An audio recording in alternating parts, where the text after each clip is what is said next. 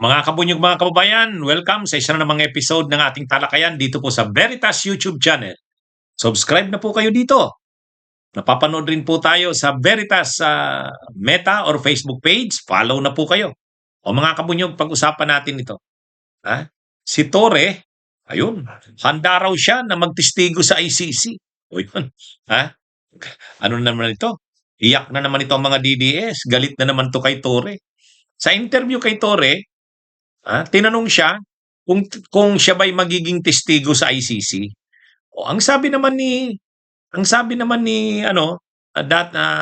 retired General Nicolas Torre, ang sabi niya, inaasahan niya daw 'yan na ipapatawag siya. Malamang ipapatawag siya, sabi niya. Kasi siya ang nag-aresto kay Duterte. O siyempre, magiging issue 'yan doon sa ICC yung pag-aresto kay Duterte sa ICC. Pag-uusapan yan doon. Kaya sabi niya, inaasahan niya na yan na ipapatawag siya.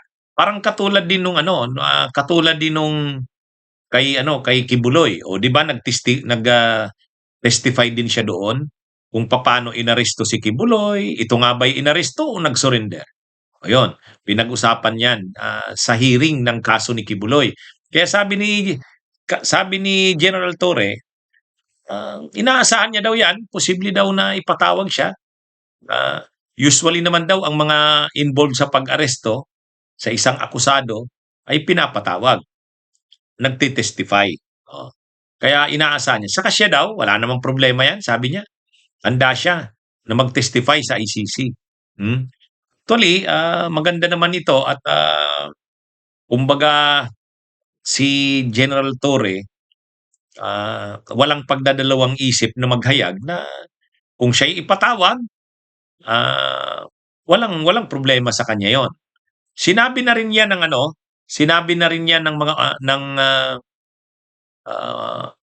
ng Malacanang ni UC Claire Castro yata, tinanong na sa ganyan. Ano bang stand ng gobyerno sa mga official ng PNP, dating official ng PNP na posibleng ipatawag sa ICC? O ang sabi niya ng gobyerno ay nasa kanila 'yan. Ano naman 'yan, hindi sila pagbabawalan. Personal na desisyon nila 'yan kung sila'y magko-cooperate sa ICC, testify. Kaya ibig sabihin walang naman nagbabawal kay General Torre na mag-testify, nasa kanya 'yon.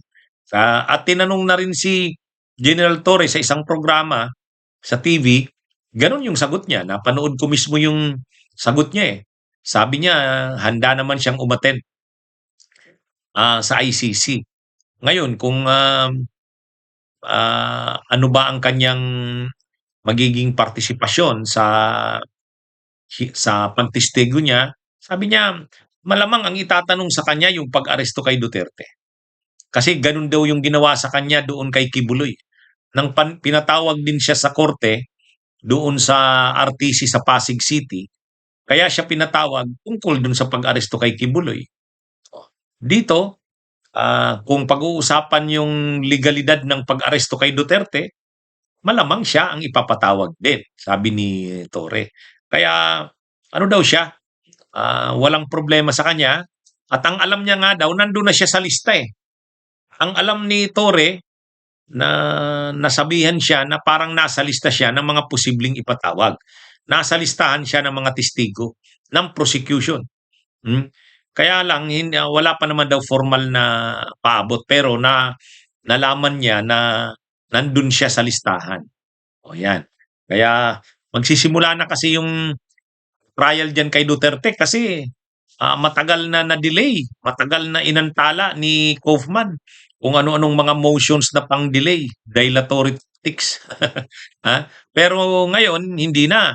Kasi sa February 23 to 27, confirmation of charges hearing yan. Sa confirmation of charges hearing, talagang ano na yan, tuloy-tuloy na yan. 4 na araw yan, 23, 24, 26, and then 27. May isang araw lang yatang wala eh. Kaya ano yan mga kabunyog, mga kababayan, kumbaga tuloy-tuloy na ang trial na ito. Pagkatapos ng confirmation of charges hearing, trial proper na yan. Trial proper na. malamang doon na ipapatawag diyan sila General Torre. Kaya lang, ngayong nalaman ng mga DDS na magti-testify si General Torre, galit na naman sigurado ang mga DDS niya. Mga matitindi ang mga testigo kay kontra kay Duterte. Si Laroy Nagarman nandun na. Si Matubato nandun na rin. Si Las Cañas nandun na rin. O naghihintay na lang talaga sila nung trial proper eh. Masyado lang kasing na-delay dahil ang daming motions na final si Kaufman para ma-delay talaga yung hearing, trial. Pero ngayon wala na kasi confirmation of charges hearing na ito. Pre-trial. Tapos na itong pre-trial na ito. Pagkatapos nitong pre-trial, trial proper na yan. Kaya inaasahan na magtutuloy-tuloy na yan. Ready na ang prosecution, matagal na. Yung mga testigo, ebidensya, ready na. Actually, naka-house na nga yata sa dahig yung mga testigo eh. Kasi sila Matubato at Las Cañas, alam natin, matagal na yan na nandun. Si Garma naman, nung nakaraang mga buwan yan, pag galing ng US, pagbaba niya pa lang dyan sa airport, tinalubong na kaagad siya ng mga officials ng immigration. Tapos, kaagad-agad, kinuha na. Dinala na doon sa Malaysia. Pagdating sa Malaysia, kamiting yung mga mga ICC, dinala na sa dahig. Sabi ni dating Senador Sonny Trillanes, dinala na. Kaya ready na si Ruy Nagarman na mag-testify.